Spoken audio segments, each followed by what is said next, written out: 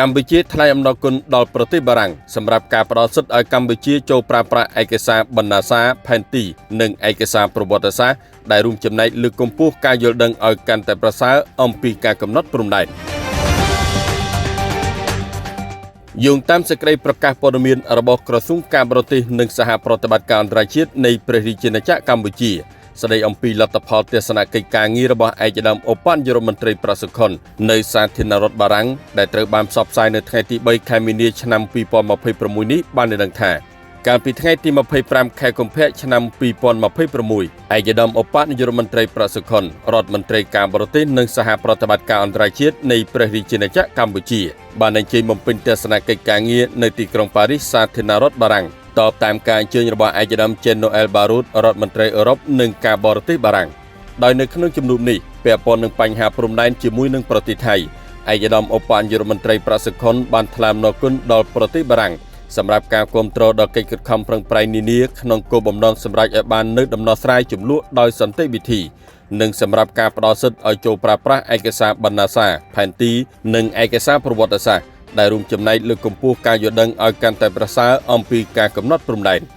ឯកឧត្តមឧបនាយករដ្ឋមន្ត្រីប្រសុខុនបានបញ្ជាក់សារជាថ្មីនៃការបដិញ្ញាចិត្តរបស់កម្ពុជាក្នុងការដោះស្រាយជម្លោះដោយសន្តិវិធីស្របតាមច្បាប់អន្តរជាតិថែរក្សាសន្តិភាពនិងស្ថិរភាពខណៈដែលកម្ពុជាកំពុងខិតខំប្រឹងប្រែងក្នុងការធានាការវិលត្រឡប់របស់ប្រជាពលរដ្ឋខ្លួនទៅកាន់លំនៅឋានរៀងៗខ្លួនវិញដោយសុខសុវត្ថិភាពនិងសេចក្តីថ្លៃថ្នូរ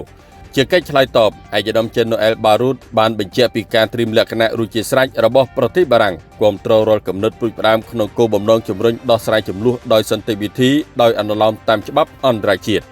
នៅក្នុងជំនួបដដែលនេះរដ្ឋមន្ត្រីទាំងពីរក៏បានផ្លាស់ប្ដូរយោបល់អំពីការអភិវឌ្ឍទំនាក់ទំនងនិងបញ្ហាមួយចំនួនដែលជាប្រយោជន៍រួមរបស់ប្រទេសទាំងពីរភាគីទាំងពីរបានគូបញ្ជាក់ពីការបដិញ្ញាចិត្តក្នុងការលើកកម្ពស់ទំនាក់ទំនងរវាងកម្ពុជានិងបារាំងឲ្យដល់កម្រិតខ្ពស់បំផុតទន្ទឹមនេះថ្នាក់ដឹកនាំទាំងពីរបានលើកឡើងពីសារៈសំខាន់ពីការចូលរួមរបស់វិស័យសាធារណៈនិងឯកជនក្នុងការបង្កើតគម្រោងធំៗក្នុងវិស័យអាទិភាពមួយចំនួនដូចជា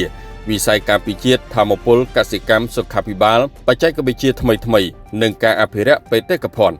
សម្រាប់កិច្ចសហប្រតិបត្តិការវប្បធម៌រដ្ឋមន្ត្រីទាំងពីរបានសម្ដែងការស្វាគមន៍ការរៀបចំពិធីសម្ពោធបិទការដ្ឋាន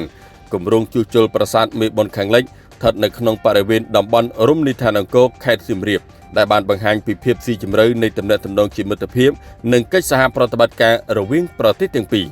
រដ្ឋមន្ត្រីទាំងពីរក៏បានពិភាក្សាអំពីការត្រៀមរៀបចំកិច្ចប្រជុំកំពូលនៃប្រមុខរដ្ឋនិងរដ្ឋាភិបាលនៃបណ្ដាប្រទេសប្រើប្រាស់ភាសាបារាំងលើកទី20ដែលកម្ពុជានឹងធ្វើជាម្ចាស់ផ្ទះនៅខែវិច្ឆិកាឆ្នាំ2026នៅរាជធានីភ្នំពេញក្នុងបរិបទនេះមានការជូនព័ត៌មានអំពីការអញ្ជើញមកបំពេញទស្សនកិច្ចរបស់រដ្ឋមន្ត្រីប្រតិភូបារាំងនៅកម្ពុជានាពេលខាងមុខក្នុងគោលបំណងផ្លាស់ប្តូរព័ត៌មានអំពីការត្រៀមរៀបចំព្រឹត្តិការណ៍ដ៏សំខាន់នេះខណៈដែលប្រទេសបារាំងកំពុងកាន់តំណែងជាប្រធាននៃកិច្ចប្រជុំកំពូល Francophonie ឯកឧត្តម Jean-Noël Barrot ក៏បានកត់សរសើរចំពោះកិច្ចខិតខំប្រឹងប្រែងរបស់កម្ពុជាក្នុងការប្រយុទ្ធប្រឆាំងការឆបោកតាមប្រព័ន្ធអ៊ីនធឺណិតនិងបានសម្ដែងនៅបំណងអញ្ជើញថ្នាក់ដឹកនាំជាន់ខ្ពស់របស់កម្ពុជាចូលរួមសមាជពិភពលោកលើកទី9ស្ដីពីការប្រឆាំងនឹងទោសប្រហារជីវិតដែលនឹងប្រព្រឹត្តទៅនៅខែកក្កដាខាងមុខនៅទីក្រុងប៉ារីស